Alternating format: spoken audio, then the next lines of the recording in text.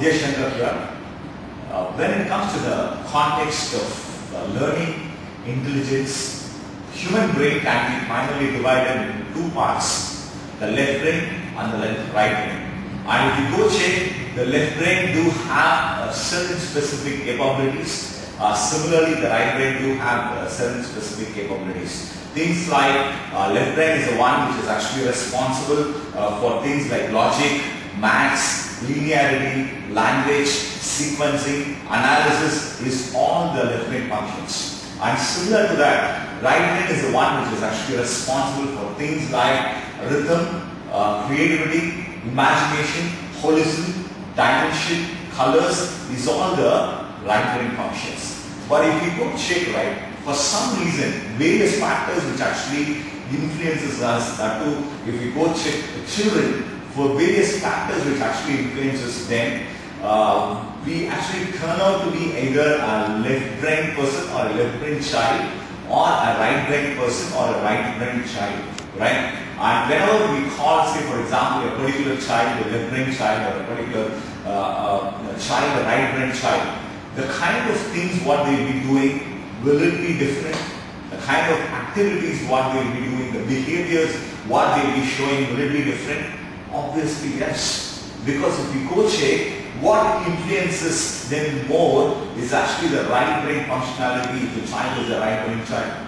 What influences them a lot is actually the left brain functionality if the child is a left brain child. Because if you go check, typically take an example of a left brain child, what kind of things they do?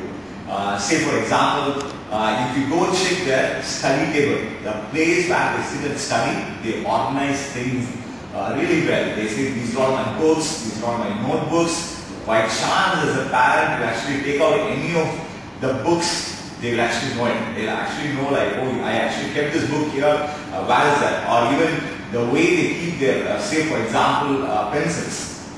They actually sharpen it very well and then keep it very nicely because there are also times I heard this from parents, you know one thing, my child right, always standing next to the dustbin. You know why? Sharpening for the whole day.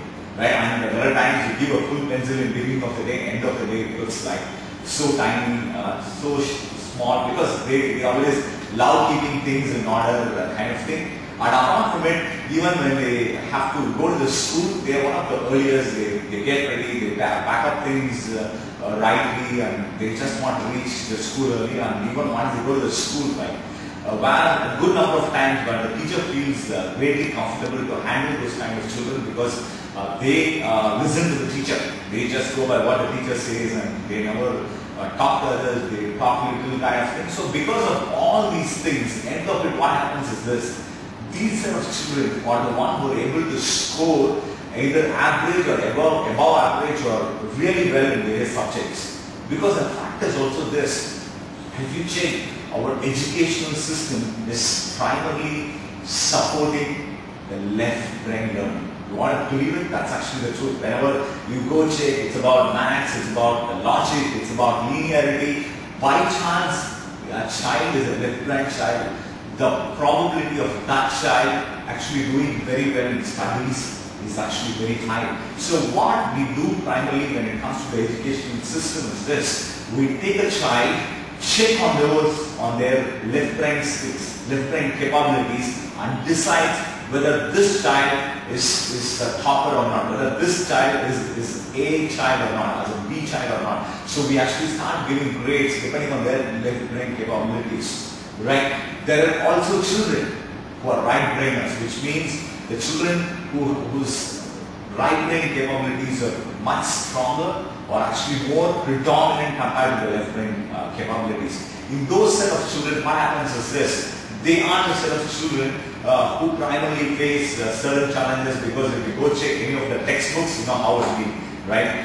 There are certain pages will not be there, right? Or certain pages where they scribble a lot and then you even get a doubt, is it this year's textbook? And whenever you go through that kind of textbook, that as a parent, how do you feel?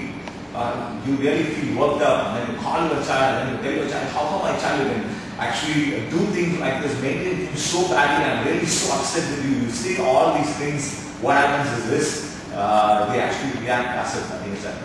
right? They just smile and walk off.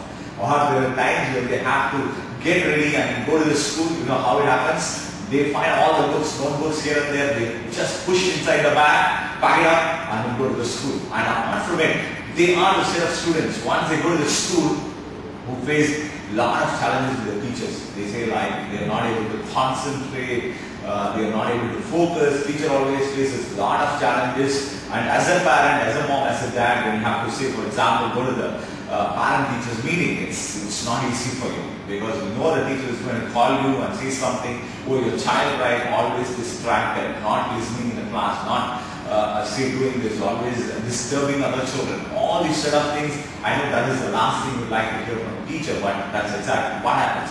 So primarily this, the challenge for these set of children when it comes to studies is this, it's something boring. They hate subjects, they hate teachers, they feel like school is something boring, I just can't do it, right? All these set of things, or they find reasons not to study. They say, oh, this chapter teacher said you don't have to read, right? It's not at all important for the exams, right? All these set of things they actually find out not to study, right? But for some reason, they must also have to go through the same methodology or same evaluation processes which suits primarily left brain student. But if you go check whether they do have any positive aspects among themselves, definitely yes. Say if you go check, the right brain student is one who is actually very good when it comes to connecting with people, or what we call as the human relationship skills. Or the right brain child is also very good when it comes to creativity. Similar to that, if you go check whether the left brain child faces any challenge for themselves, definitely yes. They are the set of children who are primarily very shy. So because of this particular capability of feeling shy, that actually starts affecting the subjects, start affecting their say self-esteem, right, which in turn affects their scores in the subjects at some point of time in their life. Say for example, I will typically say as they are entering into the teens, that start affecting even the scores of exams, that start making them feel I can't do it, they start feeling low, all these sort of things. In turn, it affects their exam grade, right? So if that is the case, what is actually the right way? What is actually the right solution? It's actually this. If I ask you this question after this part of say briefing about what is left brain, what is right brain, the behavior, all these things, what is actually the right way? Is it using the left brain? Is it using the right brain? Or is it actually using both sides of the brain? I'm sure you know the answer now. It's using both sides of the brain to very effectively. And whenever I say this, there are times people ask me, where either you need to say, my child has the capability to use both sides of the brain, or it may be even for themselves, you need to say, I can use both sides of the brain. All of us have the same gift. All of us have the same neurology. All of us can use both sides of the brain very effectively. I understand the truth. Because the fact is this, whenever parents do ask me, I actually ask them this question. Say for example, if you allow your child to play on the computer games, how long your child can play? You know the answer, right? Almost all parents say like, oh, they can actually play for how much over time you allow them, or they can go beyond it. You need to really push them to get out of it. And whenever you tell them, can you come out, we need to eat, dinner time, all these sort of things, we always say like 5 more minutes. Right? That's always the answer from there. Because if we go check, predominantly the reason is this. It's a process where they use both sides of the brain in the process of learning. And the truth is this. Whenever we use both sides of the brain in the process of learning anything, that actually makes the process of learning exciting.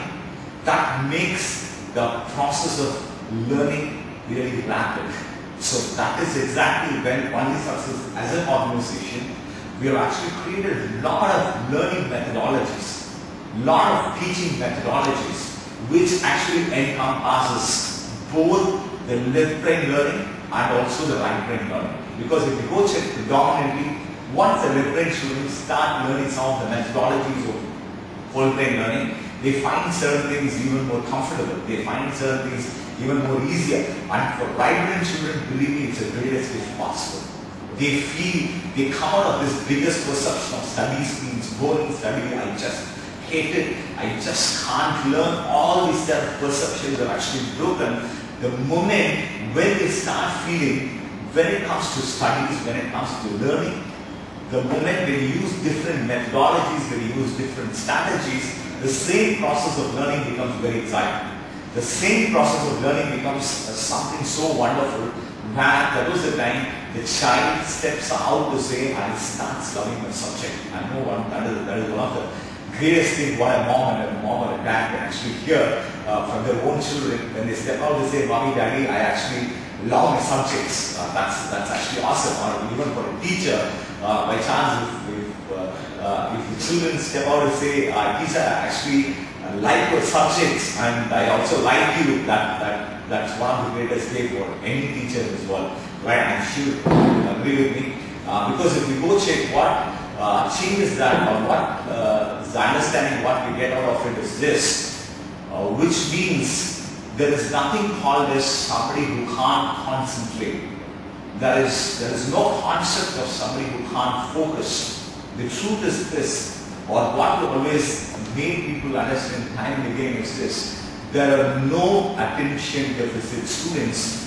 There are only teaching methodologies, or there are only learning methodologies which just can't grab the attention of the child. Once we change the learning methodologies, once we change the teaching methodologies, the attention span increases drastically. The process of learning becomes exciting, the process of learning becomes wonderful. That's exactly what we call it as a whole brain learning, or the accelerated way of learning. So use whole of your brain to learn something rapidly and learn greatly.